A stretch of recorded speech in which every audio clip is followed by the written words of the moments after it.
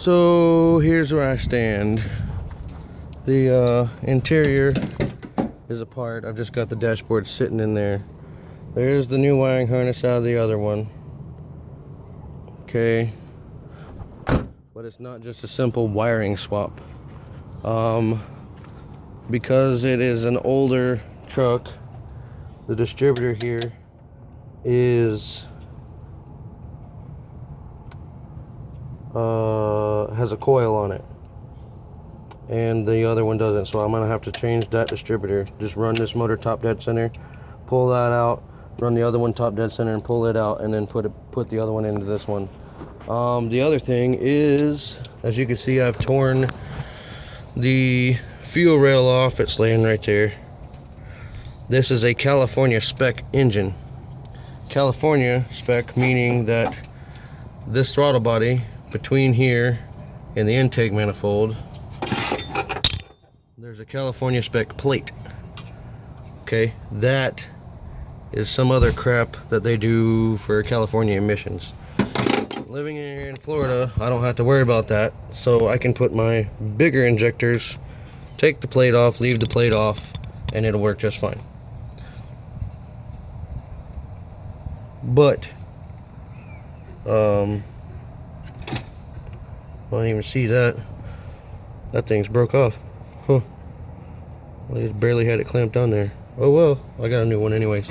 But I have taken the power steering pump off. It's laying right there. Sorry about that. That was the reservoir for power steering. Anyways, power steering pump off, taking the bracket off to get to that bolt right there. That's the bottom intake bolt. That's the very front one. There's no more. You've got the one right there. You've got that bolt.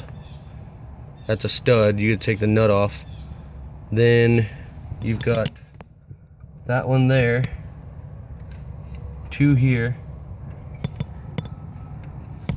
That one back there, which is also a stud. You take the nut off.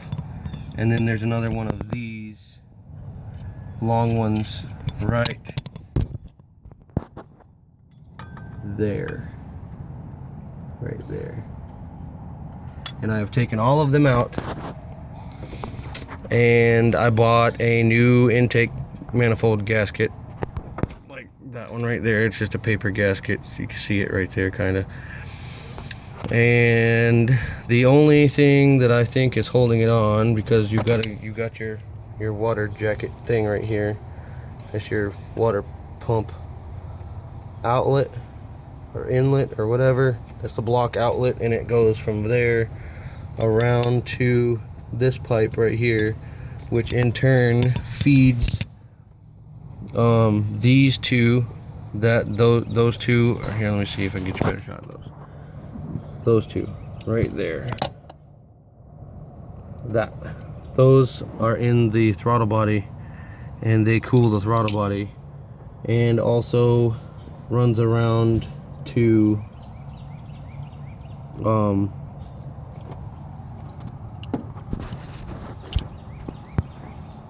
okay, that hose right there we were just talking about, one that comes out of there, goes around here into this hard line.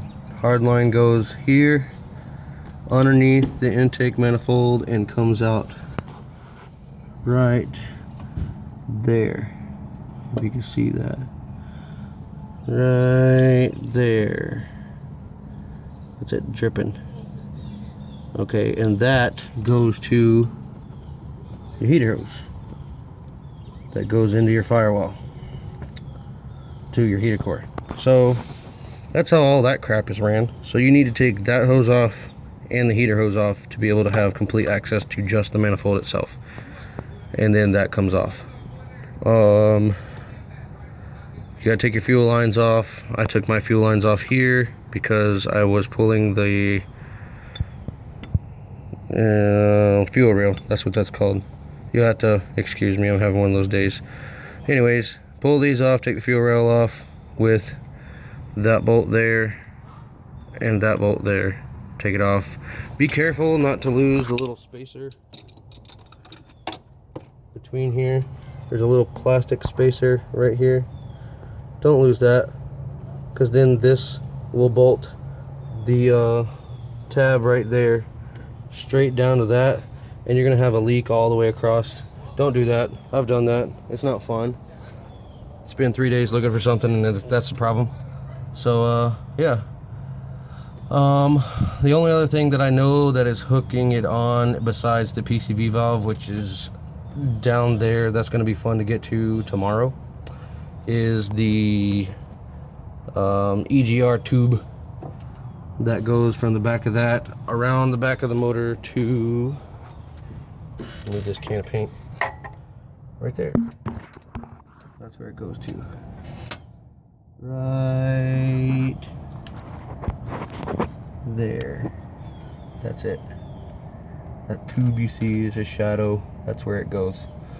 So I gotta undo that, preferably from this side. I deleted the one on the other truck. It ran fine. It's gonna run a little bit rich, but who cares? It's Florida, and you don't need to kill your engine by recirculating your exhaust gas through it. So this is where I'm sitting. Just thought I'd give you all an update, post another video. I think I have one that I forgot to upload, so you'll see that one before you see this one, hopefully. But all right, yep. So just a quick recap. I am taking the entire wiring harness, computer,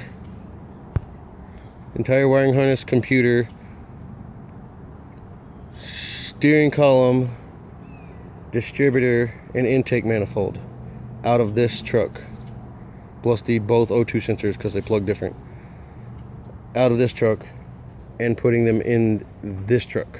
So this truck will then run OBD2. It will run exactly the same as that one did, because that one is the same exact engine, transmission, and everything as this one. Just this one's 4-wheel drive, and it's older, so it has a bunch of crap on it, like this thing over here. I have no idea what that is, but it's coming off. So thank you for watching. Please like and subscribe. If there's anything y'all want to know about this or anything about these trucks, I could probably tell you what it is. I've been through and through these trucks. The body lift on the other one, suspension, brakes, rebuilt the entire engine by myself. That engine, the only thing I didn't change was the actual timing chain tensioner, which is what the problem is in that. But instead of re-timing it with a new chain guides and a new tensioner, since I don't want that truck as a daily driver anymore, I want to be in this one anyways, might as well put all the goodies into this, like the brand new radiator, alternator, water pump, everything. Just swap it all over. But I just want to get this one other, the 4-wheel drive one, running right now. I will be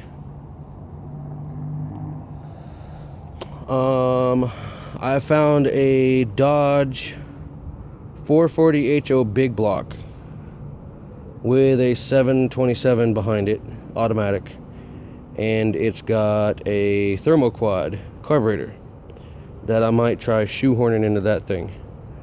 That will be one hellacious little truck with a 440 big block in it. But that's to come. I don't know what I'm going to do with it. I could still go electric with it. Either way, I'm happy. You know, electric's going to be a little bit more money, because all I have to do is make engine mounts and throw that in there and have somebody make me a drive shaft, and I'm done with that as far as big old carbureted thing. But so here she sits, just a roller for right now. The engine and transmission still in it, but well, I'll be getting back to you. Please like and subscribe. Like I said before, if you have any questions, please comment in the comment box below, and I will be sure to try to answer them to the best of my knowledge. That's it for now. Thanks. Bye.